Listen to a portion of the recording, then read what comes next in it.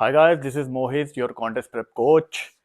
So Instagram पे direct आप भी मुझे मैसेज कर सकते हैं इस तरह, जिस तरह मुझे क्वेरी आई है कि साम्स और टेस्टोस्टेरोन एनेंथेट में जब टेस्टोस्टेरोन को कोई सा भी एस्टर सर हम पहला साइकिल किसका करें। एज यू नो, काफ़ी सारे लोगों को पता होगा दैट मैं कॉन्टेस्ट प्रेप कोच हूँ। मेरे काफ़ी सारे क्लाइंट्स स्टेज वगैरह खेलते हैं और अननेचुरल ट्रांसफॉर्मेशन करते हैं। सो इसलिए मेरे को इस तरह की क्वेरीज ज़्यादा आती हैं।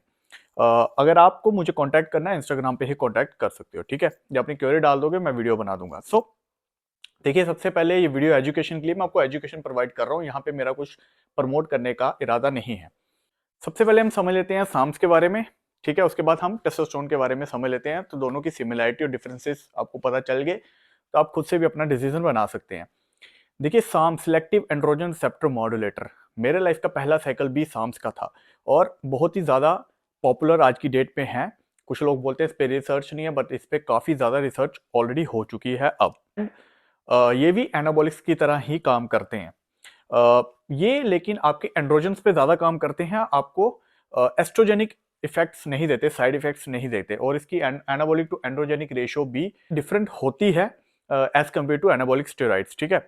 सो साम्स में जब हम बात करते हैं, हम बात करें LGD 4033 की, रैड 140 जो पॉपुलर साम है, MK2866, हम MK677 की बात नहीं कर रहे, वो ग्रोथ हार्मोन स्क्रीटोगॉक है, नेचुरल आपका ग्रोथ हार्मोन बढ़ाता है, तो इसमें हम उसकी बात नहीं कर रहे। हम S4 की बात कर रहे हैं, हम S23 की बात कर रहे हैं, हम YK11 की भी बात नहीं कर रहे। YK11 भी साम नहीं है, और GW कार्डरिन भी PPAR एगनिस्ट है, वो भी आपका HPTA को सप्रेस नहीं करता, मतलब आपका नेचुरल टेस्टोस्टेरोन को सप्रेस नहीं करता।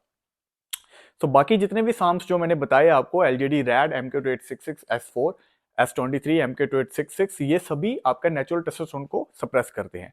सो अगर आपको लग रहा है कि आप खाली साम्स यूज करने के बाद पीसीटी नहीं करेंगे, तो ये गलत है। आपको पीसीटी की जरूरत तो साम्स के साइकिल में भी पड़ेगी, ठीक है। तो इसमें आपको गेन्स किस तरह के मिलेंगे? देखिए, इसमें आपको गेन्स वैसे ही मिलेंगे जैसे एनाबॉलिक्स के मिलते हैं, लेकिन इसमें जो गेन्स हैं वो मोस्टली आपके रिटेन होते हैं पीसीटी में। ऐसा क्यों है, ये मैं आपको अपने एनेक्डोटल और क्लाइंट का एक्सपीरियंस बता रहा हूँ। इसमें हो सकता है मेरे से कोई डिसएग्री करे, बट मैंने अपने काफी सारे क्लाइंट्स में देखा है साम्स की गेन्स आप मेंटेन इजीली कर सकते हैं as compare to anabolic steroids, ठीक है। बाकी इसमें डिफरेंट डिफरेंट होते हैं। LGD 403 थोड़ा वाटर होल्ड करता है, तो आपको जिस डी बॉल की तरह, अगर आपको वाटरी गेम्स पसंद है, आप बहुत ज्यादा पतले लड़के हैं, तो काफी लड़के LGD को यूज करते हैं। रैड 140 काइंड ऑफ हार्डनिंग, आपको हार्ड गेम्स देता है।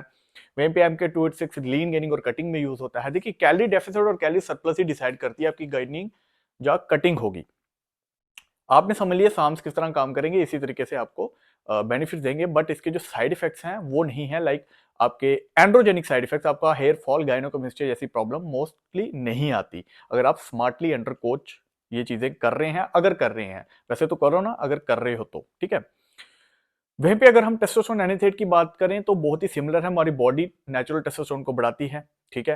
हमारी बॉडी टेस्टोस्टेरोन को प्रोड्यूस करती है, तो बाहर से टेस्टोस्टेरोन डालने से बॉडी को इतने ज्यादा प्रॉब्लम नहीं होती। मोस्टली सबको सूट हो जाता है, किसी किसी को नहीं भी होता।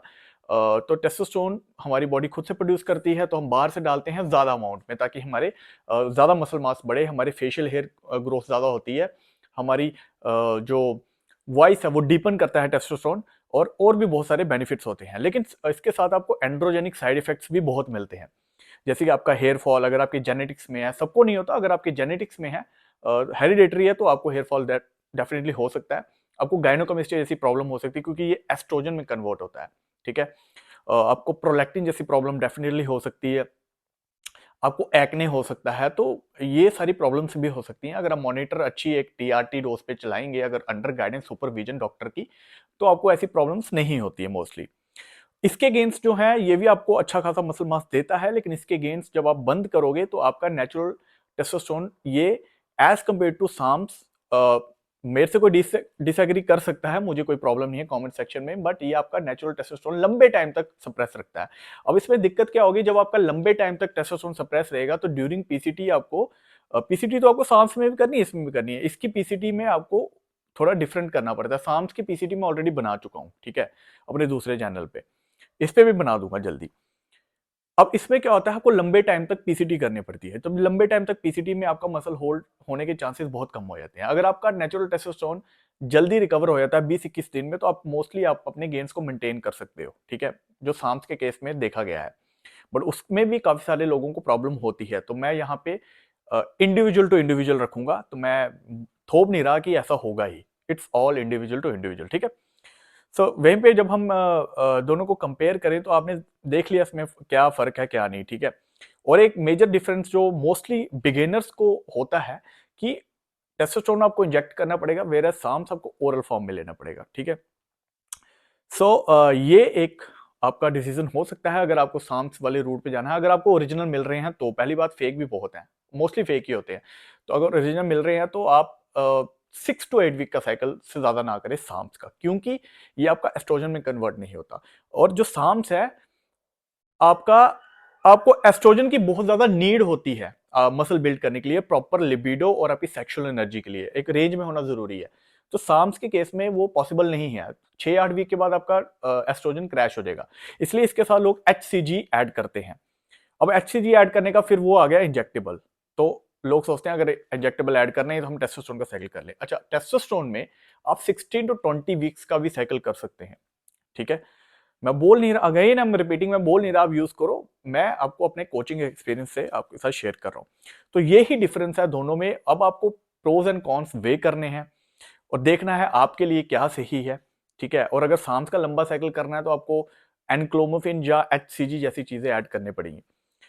तो ये इस वीडियो में मैं आपको इतना क्लियर कर दिया, ठीक है। आई होप आपको समझ आई होगी। अगर कोई फिर भी डाउट रह गया होगा तो इस पे मैं दोबारा एक वीडियो बना दूंगा। एक शॉर्ट वीडियो में इतना एक्सप्लेन करना पॉसिबल नहीं होता, ठीक है। बाकी इंस्टाग्राम पे मुझे डायरेक्ट क्वेरी डाल सकते हैं और ऑनलाइन ट्रेनिंग या पर्सनल ट्रेनिंग के लिए भी वहीं पे मुझे कॉन्टैक्ट कर सकते हैं। मेरा क्लाइंट वर्क भी इंस्टाग्राम पे आप चेक कर सकते हैं, ठीक है।